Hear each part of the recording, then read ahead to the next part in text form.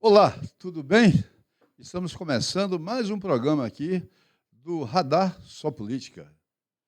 Aqui nós falamos de política e falamos da situação do Brasil. Esse ano é um ano que nós vamos ter aí as eleições, vamos ter a eleição de presidente da República, de governadores, presidente da República, vice-presidente, governadores, senadores, deputados federais e deputados estaduais. Aqui no estado da Bahia, vai ter esse embate entre a direita e a esquerda. A direita representada pelo ACM Neto, neto do antigo ACM, como eles dizem aí, do ACM original, e vai ter o grupo do PT, representado pelo Jerônimo, que hoje governa o estado da Bahia, e é o governador do PT, que tem um arco grande de aliança com vários partidos políticos. MDB, PSD, PSB, PV e tantos outros partidos. Tem esse imbróglio que começa a aparecer, que é da formação da chapa da atual situação do PT. O PT hoje tem o Jerônimo de governador, tem o Geraldo, que é chamado também de Geraldinho, como vice. O Geraldinho é do MDB, e tem o Otto Alencar de senador, Otto Alencar, que é PSD, também o Ângelo Coronel, que é do PSD, também é senador da República, e o Wagner, que é senador.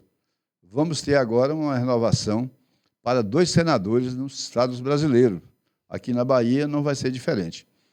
Já tem aí uma sinalização de que o PT vai sair com uma chapa de puro sangue, que seria o Jerônimo candidato ao governo, pela reeleição, o Wagner viria como candidato ao Senado, também com reeleição, e o Rui Costa, que hoje é ministro da Casa Civil de Lula, seria o outro candidato ao Senado.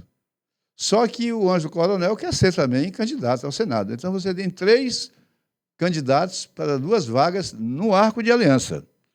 O Ângelo Coronel, segundo ele, o que ele fala sempre, ele vai vir como candidato ao Senado. Aí surge aquela interrogação.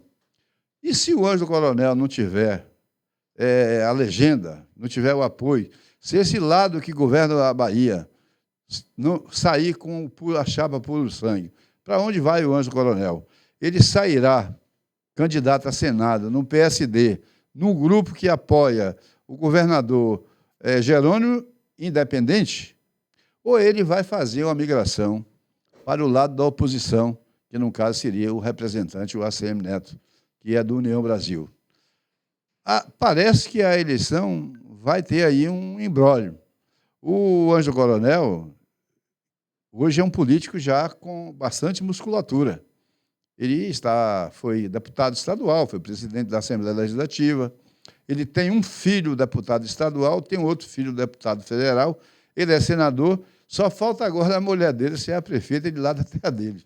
Porque parece que a política é um negócio do Brasil e todo mundo gosta. Todo mundo gosta. Familiar. Agora, se ele, porventura, deixar a situação, quando eu falo a situação, o governo atual, e for para a oposição, ele vai agregar lá na oposição? Na minha opinião, eu acho que agrega bastante. O Ângelo Coronel seria um político e daria muita força à chapa de oposição do ACM Neto. Muito mais do que o João Leão e muito mais do que o Marcelo Nilo. Porque o Marcelo Nilo e o João Leão juntos não têm hoje o prestígio político que tem o senador Ângelo Coronel. Mas isso é coisa para se esperar. O tempo, que é o dono da verdade, o tempo é que é o juiz da verdade, e a gente vai esperar. Agora, tem outros candidatos também que pretendem concorrer para fazer renovação, porque a gente fica sempre no mesmo. Esse governo que está aí governa há 20 anos. O que saiu, que era representado pelo grupo do antigo ACM, governou mais de 20 anos. São 40 anos de 2 grupos. E aí tem que surgir os novos grupos. Para falar disso aqui, nós convidamos aqui o José Estevão. Ele é o candidato que se intitula A Terceira Via. E aí, Estevão, tudo bem? Tudo bem, Walter? Boa noite. Boa noite, Rui. Eu ouvi aqui atentamente a análise que você fez no preâmbulo e você fez uma leitura assim, muito completa e concreta do que é a realidade baiana. Você tem aqui uma história de um grupo que por décadas empobreceu a Bahia, que foi liderado pelo ACM original, como você mesmo disse. Esse grupo governou com mão de ferro, esse grupo criou corredores de preferências, quem ficava rico, quem ficava pobre. Se você for ao semiárido baiano, você encontra ainda uma situação dilacerada.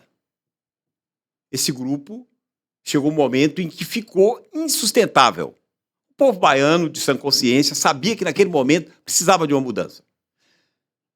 Mas como não foi criado uma sucessão, não se fez políticos à altura, vieram 2 sindicalistas. Se você observar, a Bahia é governada desde 20 anos atrás por um grupo de sindicalistas, homens que não estavam preparados para administrar, homens que não estavam acostumados a gerir, eram homens que estavam acostumados a protestar, eram homens que estavam acostumados ao embate do eu, do nós contra eles, do capital contra o trabalho. E eles levaram isso para o governo. Assim sendo, pegaram uma Bahia dilacerada, uma Bahia pobre, uma Bahia enfraquecida, e patinam desde lá. Desde lá que eles patinam, eles não conseguiram corrigir os problemas da Bahia. Sendo assim, o mesmo grupo que dilacerou a Bahia diz, vamos mudar, mas mudar para onde? Se você chegar em casa agora e disser para a sua família, nós vamos mudar, a primeira pergunta que vão lhe fazer de volta é mudar para onde? Vai mudar para o mesmo abismo de sempre? Vai voltar para o abismo? Vai dar um passo à frente e cair o abismo? Você está à beira de um abismo, reagir e dar um passo à frente, você caiu ao abismo. Então, partindo desse princípio, eu posso lhe dizer de cátedra que há um lugar para um Estado interventor moderado, há um lugar para um homem preparado, e eu me julgo entre esses, eu me julgo capacitado, porque se você for um homem inteligente, capaz, você tem que ser capaz de julgar suas próprias possibilidades. E eu me julgo um homem com possibilidade de assumir os destinos dessa terra e fazer uma verdadeira transformação. E como é que você vai conseguir enfrentar essa estrutura que está toda montada aí? De um lado, você tem o ACM Neto, que tem o apoio do União Brasil, que é um partido que vai vir com um candidato a presidente forte, não é, Raimundo Rui? Que é o Caiado. Caiado. Por sinal, o Caiado é casado com uma mulher da Bahia, você sabia? Não. A esposa do Caiado é de Feira de Santana. O Caiado que foi da UDN, é o candidato que vem lá de Goiás, e ele vem representando aí hoje o União Brasil, que é um partido que tem um número de deputados muito grande, tem muito tempo de televisão. E do outro lado você tem aí o candidato Jerônimo, que é o candidato que tem o Jerônimo, que é o candidato que representa o presidente Lula, e o apoio do PSD, que é um dos maiores partidos, e enfim. Como é que você acha que você pode enfrentar essa turma? De onde você vai tirar recursos e de onde você vai tirar força para fazer esse enfrentamento? Primeiro eu quero lhe dizer que nós vamos estar enfrentando aí um tecido apodrecido, de ambos os lados. Você cita aí o Caiado. Quem acompanha a política brasileira vê que esse rapaz está no lado mais sombrio da política brasileira. Por outro lado, você tem um PT que pode ser comparado ao que você chamou de cruzadas. O que eram as cruzadas? As cruzadas era a Igreja Católica catequizando e por trás um grupo saqueando. Você encontra isso no PT. A figura de um líder, que eles se sobressaem por esse líder, mas por trás estão saqueando a nação. Então, saqueando como? Está saqueando a nação. Se você vê aí o roubo do INSS, se você vê aí o mensalão, se você vê aí todas as histórias que o PT está. Por trás do PT você tem o INSS, por trás do PT você está agora envolvido no Banco MASP. Então você tem um grupo que saqueia. Você vê que as licitações no Brasil e na Bahia, elas são fraudadas. Você vê, a cada momento você tem um escândalo. Transita da direita para a esquerda, por exemplo, o presidente do PDT na Bahia, envolvido em muitas falcatruas, saiu da direita, envolvido no processo do projeto Mané Dendê na Bahia, que inclusive foi responsável por a retirada de uma candidatura. Como é o nome do presidente? É o Félix Mendonça. Do PDT. Félix Mendonça, que a polícia bateu na porta agora, né? A polícia bateu na porta e está no PT. Então, quando você fala direita, esquerda, o que é ele direita está no PT ou está no PDT? Hoje ele está no PDT, apoiou o DEM, que o União Brasil na eleição passada, por questões diz quando as quadrilhas brigam, a sociedade ganha. Por brigas internas, ele volta para a esquerda. Então me diga quem é a esquerda, quem é a direita. Um outro dia, o João Leão se dizia esquerda. Está onde hoje? Na direita. O Félix Mendonça se dizia direita. Está onde hoje? Está na esquerda. O Ângelo Coronel, que você citou aí, por não ter o aconchego do grupo, vou sair da esquerda para a direita. Então, ideologicamente, não existe nada. Então, há um mercado gigantesco, há uma via. E essa via é a terceira via. E aí nós vamos... Eu costumo dizer isso a você, eu costumo dizer isso às pessoas que estão comigo, que me acompanham. Nós vamos flutuar feito borboleta, mas nós vamos dar ferroada feito abelha. Nós vamos chamar a população baiana e dizer, olha, o que vocês querem agora? É estar diante de um grupo que financia a miséria com dinheiro público, que engana, e cada deputado vai estar na rua com 54 milhões de reais só como verba eleitoral. É isso que vocês querem? Ou quer uma transformação? Quer um estudo na base? Quer um projeto sócio-territorial que inclua... Mas assim, Estevão, eu pergunto, como é que você vai passar essa mensagem para o eleitor? Nós vamos passar. Hoje, da mesma forma, eu vou te falar. Antigamente, você mandava uma carta. Hoje, e eles iam de avião, iam de helicóptero. Enquanto eles ligam a chave do helicóptero, nós vamos chegar lá via rede social. Nós vamos estar preparados para isso. Estevão, é interessante aí o que você está falando. Política, se a gente for olhar assim, é a arte e a ciência de governar, né? Bom, em tese, né? Tipo, governar os cidadãos, a sociedade. Mas você citou aí a bagunça que virou a política brasileira. Você não sabe de fato quem é a esquerda e quem é a direita. Não existe. Não existe essa relação de você saber. Estados Unidos, por exemplo, direita é direita. Não diria esquerda, que talvez não tenha, mas o social, assim, tal, você tem um partido. No Brasil nós não temos. Você acabou de relatar os problemas que o Brasil tem na hora de governar, porque o toma lá e dá cá, né? Cada um sai mais rico do que entrou na política. É incrível isso, né? O cara entra com um celularzinho, coloca lá, de repente sai com a empresa. Mas você... Qual o seu lado, então? Você está defendendo essa tese de que você vai modificar essa situação caótica que o Brasil vive, que eu diria que é quase centenária, não é? Isso já é quase uma coisa de mais de 100 anos na política brasileira. Foi a política, o Estado Novo, aí veio a ditadura militar, aí veio essa situação que nós estamos vivendo, democrática. Como você se situa? Você é esquerda, direita, centro? Essa é uma pergunta que sempre me fazem. Quando você fala do Estado Novo e vem para a ditadura militar, você esqueceu que nesse intervalo existiu o trabalhismo. Sim. Que é uma derivação do keynesianismo, e todos os avanços do mundo nascem lá no keynesianismo. Se você olha o Plano Marshall, no pós-guerra, ele é uma derivação do keynesianismo. E no Brasil, o momento que se cortejou esse crescimento foi com o trabalhismo. Ali surgiu a Petrobras, ali surgiu a CLT, ali surgiu a implantação do Banco do Brasil, que já foi bem no ano 1800, do Banco do Brasil, mas o crescimento foi com o trabalhismo. Então, todos os avanços de base do Brasil foi com o trabalhismo, com os ideais do trabalhismo. E ele não era esquerda exacerbada nem direita exacerbada. Era um Estado interventor moderado. E para se explicar o que é o Estado interventor moderado, talvez nós levássemos todo esse programa aqui. Porque o Estado interventor moderado é aquele Estado que intervém onde há necessidade, corrige a sociedade e sai dele para que o cidadão, para que a iniciativa privada prevaleça. É um mediador de conflitos? Não é um mediador de conflito. Ele é um interventor na sociedade para gerar equidade, para gerar igualdade. Essa situação que você colocou, você saiu ali do Estado Novo, aí você teve aquele inteirinho ali, né? Que é o trabalhismo. De Pasqualini, com Pasqualini, com Goulart. Sim, com Goulart. Que Brizola tentou resgatar e não conseguiu. Então você está ali naquele... Eu diria que eu estou dentro de uma capacidade de transformação. Mas você acha, como é que você define? Porque você fala aí da época, por exemplo, Banco do Brasil... Foi na época de Dom Pedro.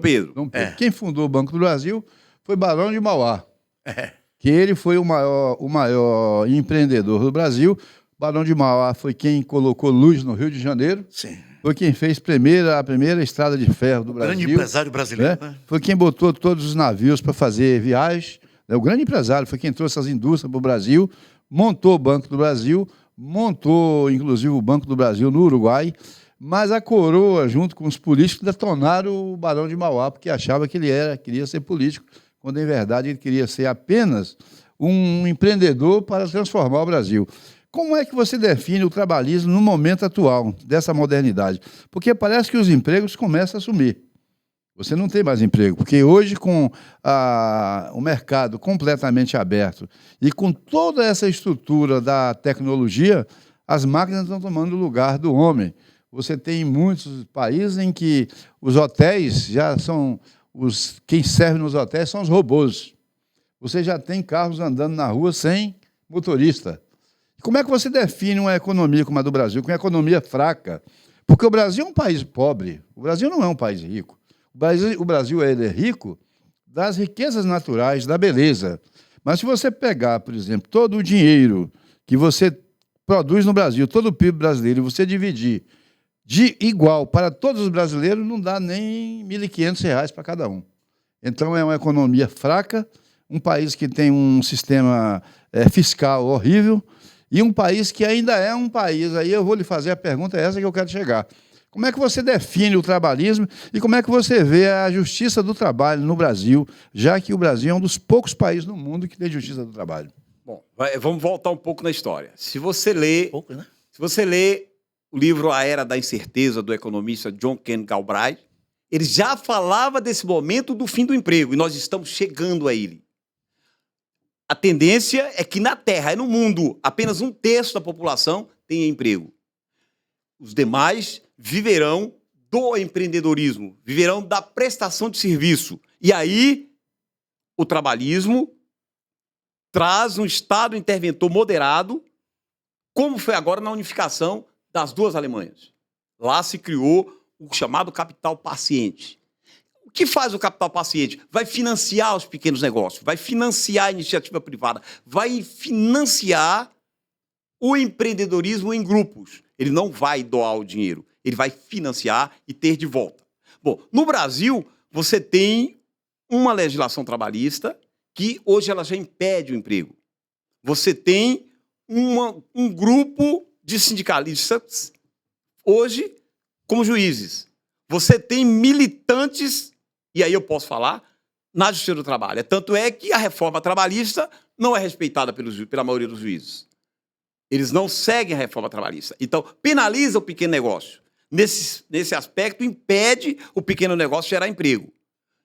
O que é prejudicial para a população? Aquilo que parece ser bom em um determinado momento, não é bom mais para a população. A CLT foi feita no momento em que o homem era analfabeto. Se tinha que trazer a igualdade entre as partes. Daí tinha a inversão do ônus das provas. Hoje, o empregado anda com um tablet na mão. Ele conhece mais de lei trabalhista do que o próprio Platão. E isso, quando você chega na Justiça do Trabalho, claro, aquele empregador que nega o direito trabalhista, ele tem que ser respondido. Mas ele nega porque você tem um sistema contábil e um sistema jurídico e uns juros que se pratica no país que é impossível o pequeno empreendedor ele conseguir sobreviver. Tanto que você tem aí um estudo que as empresas, as pequenas e médias empresas, quando elas são instaladas, elas não duram nem 4 anos. Então, mas vamos voltar aqui e pontuar a situação aqui da Bahia. Como é que você pretende, por exemplo, resolver o problema da violência da Bahia? Porque hoje, uma cidade como Salvador, se você sair à noite, depois de 8 horas, parece que você está numa cidade fantasma. Não é? As pessoas têm medo de sair.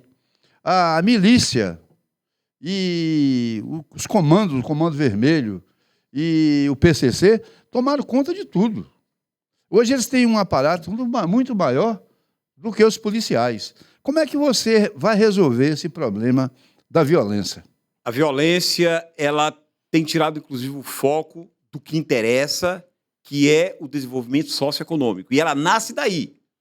Violência você só combate em 2 frentes distintas. Primeiro, É a mão pesada do Estado sobre aqueles que não têm mais jeito, aqueles que não obedecem mais às leis, aqueles que não são mais, diria assim, reciclados para a sociedade.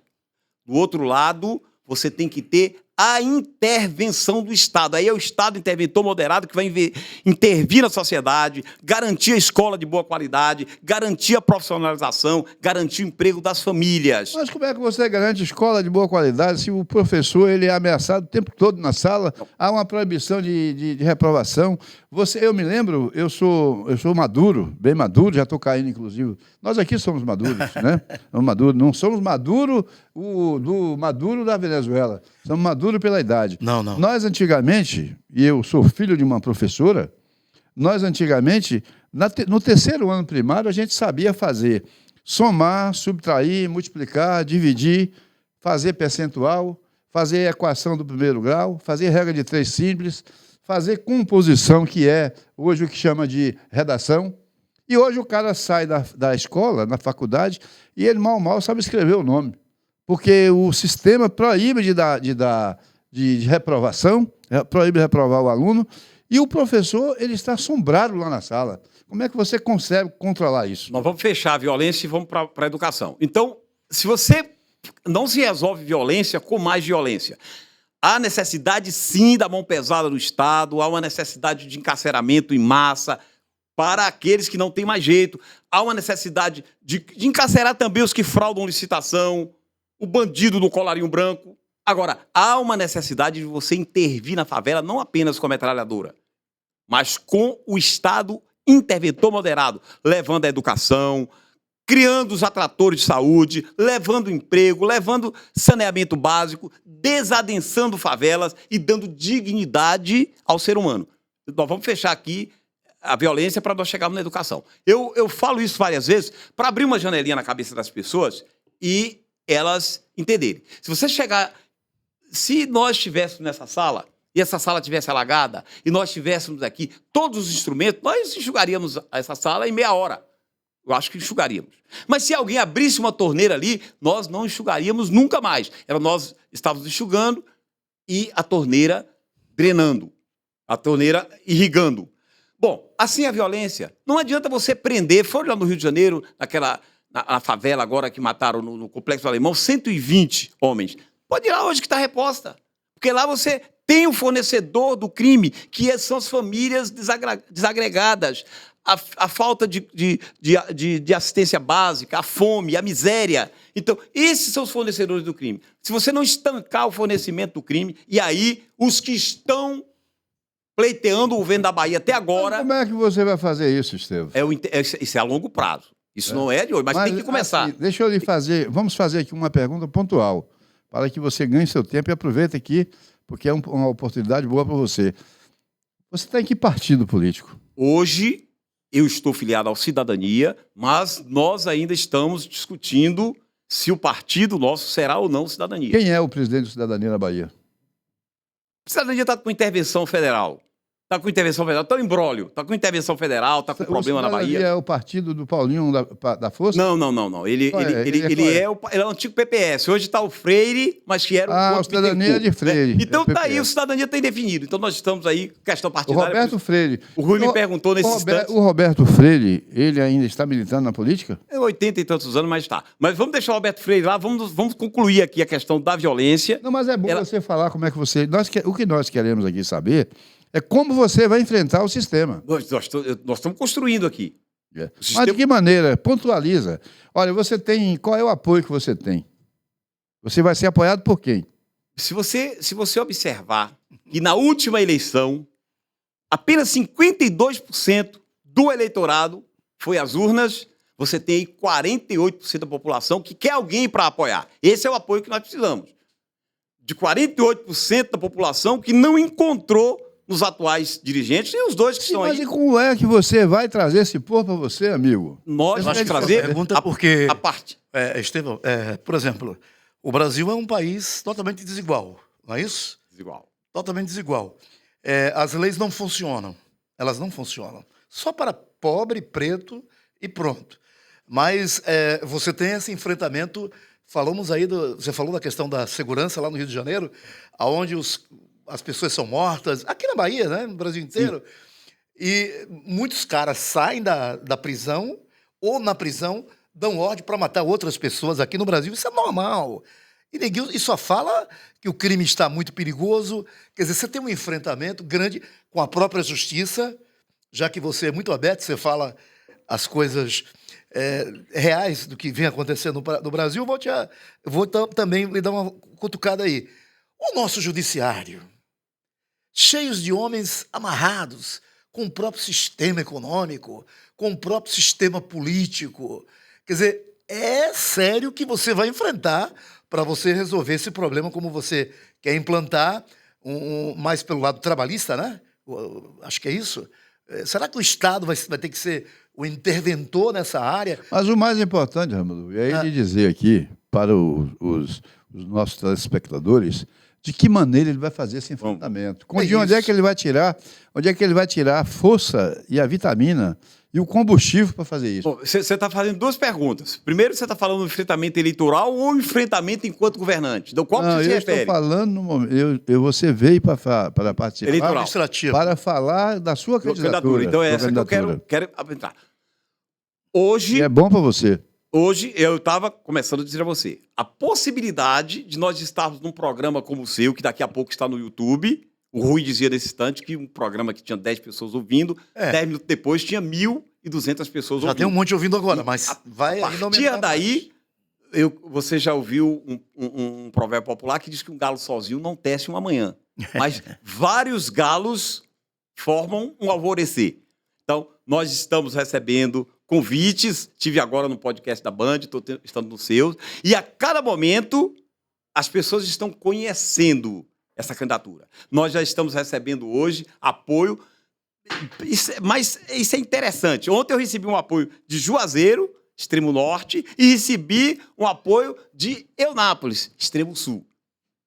Ontem nós falamos com vereadores de Luiz Eduardo Magalhães, pessoas influídas na política, e dizem assim, vá, comece a colocar o bloco na rua, porque nós estamos te enxergando.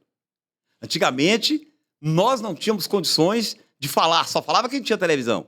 Hoje a televisão já está virando uma peça, ainda é importante, mas secundária. Você não se informa mais pela televisão. Hoje eu lembro que, uma certa feita, eu vi o Feliciano Monteiro, numa palestra, ele colocava uma televisão e dizia, aqui é uma caixa de fazer doido. Hoje, nós temos cada doido com uma caixa e uma máquina na mão. Então, a informação chega. Nós estamos com uma candidatura que em 300 municípios da Bahia já tem conhecimento. E nós não temos ainda a indicação do partido. Nós já estamos hoje conversando com partidos sérios. Vem novidade por aí. Vem novidade por aí. Nós estamos conversando com pessoas sérias, nós estamos conversando com pessoas com capacidade de nos fazer chegar em cada lar. Hoje, o homem mais simples tem a informação em casa antes do Jornal Nacional. Então, essa candidatura chega. Assim como chegou ao seu conhecimento de me fazer esse convite, o Rui já sai daqui com conhecimento, amanhã ele fala no programa dele. E não só nós, quem está nos assistindo, vai ali ver, né? Então, a partir daí, você está vendo que nós vamos chegar. A informação vai chegar. E as pessoas, quando nós chamávamos para um debate, para mostrar exatamente onde está o engano, onde está o compadrio de homens que entre si, está aí, como disse, você falou, a esquerda, que chama de esquerda, o Jacques Wagner, o Rui Costa, o Jerônimo, brigando com o Ângelo Coronel, dizendo, vem para cá, mas ele diz, mas o outro lado, o ACM Neto está me dando apoio. Então, a questão não é o cidadão, a questão é posição, onde é que eu vou ser eleito? Cadê o projeto deles?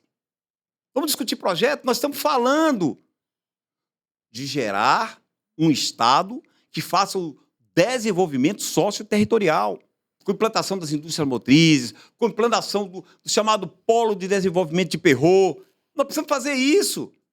A pobreza está gaçando no Estado. O povo que está nos assistindo, Estevam, eles não sabem, não quer desenvolvimento de Perrot. O que é desenvolvimento de Perrot? Desenvolvimento de Perrot é você pegar cada região, o que essa região produz. Se você falar Perrot, eles pensam que é Perrot do carnaval. O que é que essa região produz? O que essa região é forte? Quais são os pontos fortes dessa região? Como é que a gente pode transformar o produto básico dessa região em dinheiro? O outro dia, as crianças jogavam umbu fora. Hoje o umbu virou cerveja. O licuri também é cerveja. Você tem bolo de amendoim, você tem os produtos básicos da economia solidária chegando. Você tem o homem do campo fazendo sua transformação via aquilo que ele produz. Você tem um potencial de turismo gigantesco nesse estado. Você talvez não soubesse ou não sabia. Só o município de Iguaí, com 180 cachoeiras, poderia ser o celeiro de turismo do Nordeste. E mas o turismo no Brasil é até uma piada, o turismo no Brasil. Você ter uma ideia, o Brasil recebe hoje 6 milhões de pessoas. Só a cidade de Miami, nos Estados Unidos, recebe 60 milhões. Las Vegas recebe 90 milhões. Porque o turismo ele está vinculado também à segurança. As pessoas têm medo. Hoje, o grande clamor da sociedade é pela segurança. Hoje, a insegurança que nós vivemos é de um tamanho que é um monstro que você não consegue abraçar. Walter. E você não consegue levar nada adiante se você não tem tranquilidade. As famílias estão destruídas. As mulheres estão trabalhando para sustentar os filhos. Os pais, muitos estão na cadeia. E você disse aí que é uma coisa real. A prisão não vai resolver. Mas o braço do Estado, e tem que ter, para você fazer uma força no Estado, para que o Estado possa coibir a violência, é necessário fazer uma reforma na Constituição. Porque o que acontece é que hoje a polícia dá o limite, mas o sujeito vai lá numa audiência de custódia e o cara sai dando risada e vai embora. Você pega hoje o malandro e você vai e o malandro pede para levar ele para a cadeia, porque ele vai viver lá dentro de um apartamento que ele vai comer melhor do que ele come quando ele está na rua. Então, mas você, como candidato, pontuando, o que é que você tem de apoio para você enfrentar essa turma que está no poder? Porque a turma não é brincadeira. Quando você fala de esquerda, de direita, e você falou bem, o Brasil não tem esquerda, não tem direita. O Brasil tem oportunistas e outros querendo oportunidades. Porque a esquerda brasileira é uma esquerda que tem casa lá em Brasília, no lago, com fundo para o Lago Paranoá. Uma esquerda que bebe uísque de 18 anos e que dirige carros importados e mora em apartamentos de 15, 20 milhões aqui em Salvador, no Rio de Janeiro, em São Paulo. E quando o cara é diferente, e aí eu pontuo com um candidato, que foi um candidato que teve 2% dos votos, que foi o Ciro Gomes, não tem nada para falar, fala que o cara é louco. Então, daqui a pouco eles vão dizer também que você é louco.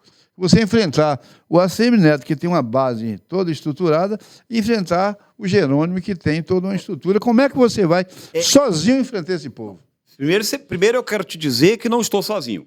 Primeiro eu quero te dizer que precisa se falar para a população. Mas quando eu falo sozinho, eu digo de gente de peso politicamente. Vou te permitir. Peso político são aqueles 48% da população que está fora do espectro dessa gente.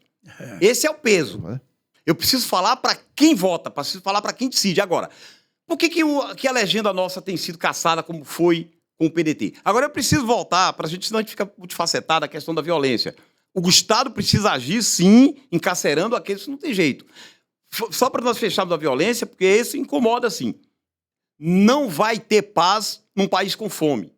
Você não vai ter paz num país onde a população não tem acesso à educação básica. Porque ela chegou nos 4 cantos, mas ela ainda é ruim, muito ruim.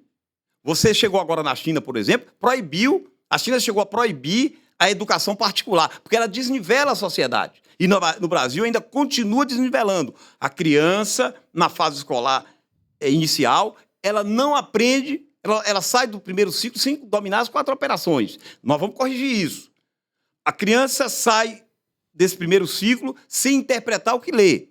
Nós vamos corrigir isso. Agora, ter a coragem de se colocar nesse pedestal e falar de igual para igual com essa gente que está aí, já demonstra a nossa capacidade. E nós estamos preparados para isso, para mostrar às pessoas, e o cidadão vai compreender que ele não pode mais ficar nesse engano de trocas de posição, de trocas de cadeira. Ele precisa de uma transformação. E a transformação só virá com o outside. E nós estamos nos colocando nessa posição. Bom, você se coloca na posição de um político novo, diferente, não é isso? digamos assim, um político que não está agregado nem atrelado ao momento atual dos políticos, aquele conchavo. Sim. Você quer romper isso, né? Sim, sim. Agora, para você, a pergunta do Walter, para você romper esse sistema que está todo, digamos assim, preparado, né? Justiça, os três poderes, né? Tudo ali certinho, pode ser direita, pode ser esquerda, pode ser do meio, bom, está tudo preparado. O que fazer, de fato, você já falou que você vai ter esses 48% aí que não estão satisfeitos, de fato, com nenhum político. Ontem, eu inclusive, vi um debate em que um candidato disse isso. Olha, o Lula tem 54% de preferência politicamente no momento. Na Bahia ele já teve 80%. Hoje ele está com 60%.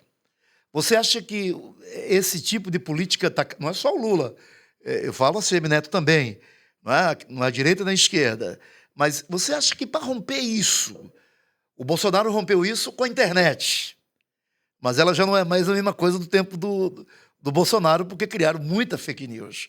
Aí o povo ficou meio assim, sem saber o que é certo e errado. E agora?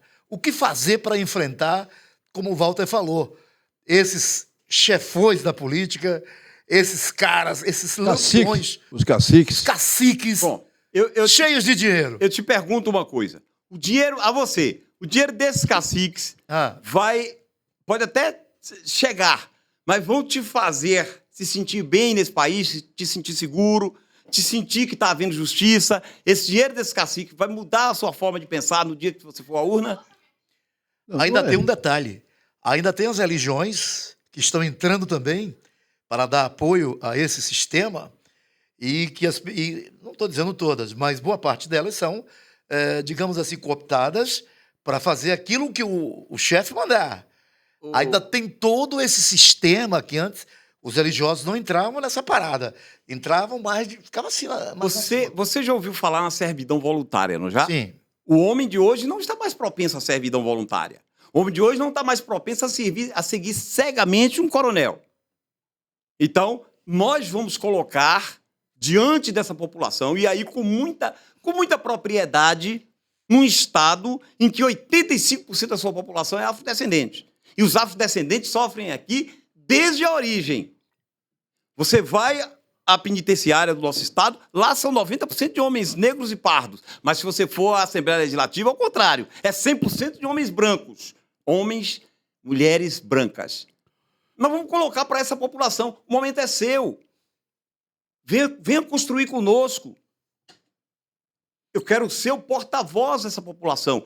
Eu quero ser o homem que vai tocar o berrante e dizer, olha aqui, o existencialismo depende da nossa ação.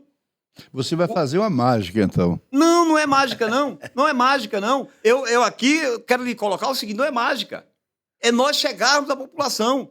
É você aqui construir, você e o Rui, construir um debate como esse. A gente compreende, Estevam, mas será que o seu eleitor, o eleitor que está lá do outro lado, o telespectador, aquele cara que não tem uma grande informação, daquele cara... Mas a gente tem que fazer a pergunta para você ser pontual, porque o tempo é curto, já está, por sinal, acabando. A gente tem que dizer, será que ele está preparado para receber sua mensagem? Está. Porque ele, quando você sai candidato, o que a gente sente, que você vai numa periferia, principalmente, onde mora a grande maioria do povo brasileiro, você vai hoje na periferia hoje. Você vai ver uma periferia, como chama, de invasão. No Rio de Janeiro ele chama de favela. Aí você chega hoje. Quando você vai voltar lá daqui a 1 ano, 2, está pior do que hoje. E assim sucessivamente. Mas quando o político chega lá, aquele povo que está lá, ele diz assim, eu quero que você me arranje um saco de cimento, quero que você me arranje bloco, quero que você me dê dinheiro para comprar uma cesta básica. Quando chegar a época do dia da eleição, eu preciso de boca de urna e pipipi. Como é que você vai conseguir fazer esse povo destravar essa mente deles, que eles são responsáveis e têm uma força no voto, que se ele votar no melhor candidato, ele vai ter uma vida melhor? Como é que você vai conseguir? Como é que você vai conseguir mudar a cabeça desse povo? Não duvide da sabedoria popular. O conjunto da sociedade tem uma capacidade de raciocínio que está além da filosofia. Essas pessoas estão esperando alguém destemido como eu dá um passo à frente, senão eu fico aqui, não cria a terceira via, tem que encostar em um grupo ou em outro. Tá bom de um lado ou de outro, aqueles que acharem que está, vão ficar. Aqueles que quiserem uma transformação, e aí eu volto de novo a te dizer, o camaleão, vamos usar a natureza, o camaleão muda o tempo inteiro, mas ele não transforma. A lagarta, quando ela vira borboleta, ela se transforma e não volta mais ao casulo. Então, nós precisamos levar essa mensagem. Você quer viver uma vida vegetativa? Você quer viver uma vida de sempre perda, não tem nenhum perda-ganho? Tá aí, escolha um dos dois lados. Você quer uma transformação? Deixa eu vender meu peixe aqui. Deixa eu vender meu peixe aqui. Olha, você está assistindo o canal Radar, só política, e aqui tem o patrocínio das Óticas Gazini, da Feira de Óculos, da Walter Queiroz Imóveis, da Caetã Ambiental. E eu peço a gentileza a você que você inscreva no canal, dê o joinha, compartilhe. Precisamos dessa moral. É de graça, não paga nada. Pode continuar. Eu preciso falar aqui, até porque senão a gente vai ficar o tempo inteiro, tem dinheiro. Não, já está. Eu preciso falar. Eu imaginei que eu quero lhe dizer aqui o seguinte: o que nós fazemos aqui, eu e o Raimundo Rui, nós fazemos aqui um papel de jornalista. Sim. Então, as perguntas que nós fazemos aqui são perguntas que elas estão baseadas na ética da comunicação. Nós não estamos aqui diminuindo em absolutamente nada. Absolutamente. Nós estamos aqui lhe trazendo para que você explique para o povo. Não, mas é uma pergunta recorrente. As pessoas me perguntam o tempo inteiro de onde vem o dinheiro, de onde não vem. Não, o dinheiro a gente nem perguntou ainda, né? O dinheiro a gente não perguntou. O dinheiro a gente nem perguntou. A gente perguntou como você vai se municiar de estrutura para você enfrentar. Vocês vão ver. Não falamos de dinheiro. Vocês vão ver. Quando eu disse a você que nós vamos flutuar feito borboleta, mas vai sair ferroadas feito abelha, vocês vão ver. Nós não estamos brincando. Deve ser abelha africana. Africana, até porque a compreensão é maior. Essas abelhas africanas são maioria. E elas matam, elas inclusive. Matam. Elas, quando ferrou para matar. E a gente precisa matar um sistema que está nos matando. A gente precisa devolver esse sistema, mostrar que há uma unidade. A gente precisa mostrar que há uma transformação. Ô, Walter, para a gente acabar aqui de vez, se você não melhorar a sociedade com uma educação e uma melhor escola... Você tem 1 minuto para poder você dar suas considerações finais, já estamos acabando. A consideração final é dizer, então, que o momento que nós estamos vivendo hoje é um momento que requer transformação. É um momento que não serve mais nenhum dos grupos que estão aí. É um momento... meus amigos, se vocês errarem 100%... em escolher um candidato outside, alguém fora do sistema, vocês estão vitoriosos, porque o sistema que está aí não traz nenhuma transformação. Continuar aí é a perda. Então, há uma necessidade agora de nós fazermos essa transformação e poucos terão a coragem de se colocar como eu estou me colocando. Eu me sinto capaz e quero chamar a sociedade para vir com isso. Eu quero chamar a sociedade, eu quero chamar você, eu quero chamar o Rui, para construir isso comigo, levar esse debate, colocar aqui 3 ou 4 candidatos e nós colocarmos as propostas, os projetos, porque nós vamos ter. Ô, Estevão, qual é a sua formação educacional? Eu sou administrador de empresa, eu sou um homem que trabalha com desenvolvimento sócio-territorial, eu sou um consultor, hoje eu presto consultoria no estado da Bahia, eu presto consultoria, tenho um contrato de São Paulo hoje com a Prefeitura de Araraquara, eu tenho um contrato no Rio de Janeiro com a Prefeitura de São João de Meriti, eu estou prestando serviço, contrato à Semasa no estado de Santa Catarina, e digo mais, ninguém me contratou pela cor dos meus olhos. Ninguém. Contrataram em busca de um resultado. E se você fosse disputar com Eduardo, você estava perdido. Raimundo Rui, mais alguma coisa, Raimundo Rui? Não, agradecer, né, ao Estevão e dizer que o desafio é grande porque, como diz aquela música, está tudo dominado. Está tudo dominado. Comunicação dominada. Maravilha. Mas alguém tem que dar uma voz, sim, né? Deixa eu agradecer em especial aos nossos telespectadores que nos assistiram, deram esta moral. E eu peço mais uma vez que inscreva no canal, dê o joinha, compartilha, de graça, não paga nada. Nos dê força. Muito obrigado, Estevão. Vamos lhe chamar uma outra hora para vir participar. Eu agradeço aqui a oportunidade de 2 jornalistas brilhantes, né? Você é um advogado, mas é um homem da comunicação, o Rui, que eu tive o prazer de conhecer agora. Vocês dois são os dois, inclusive, que vão somar nessa caminhada, porque eu tenho certeza que no embate aí vocês não me deixariam só. Uma coisa também, o homem é inteligente. Isso aí é preparado. É preparado. Já deu para sentir que ele não é qualquer um, né? Não é, não. Ele tem bagagem. Um abraço a todos. Amanhã estaremos de volta.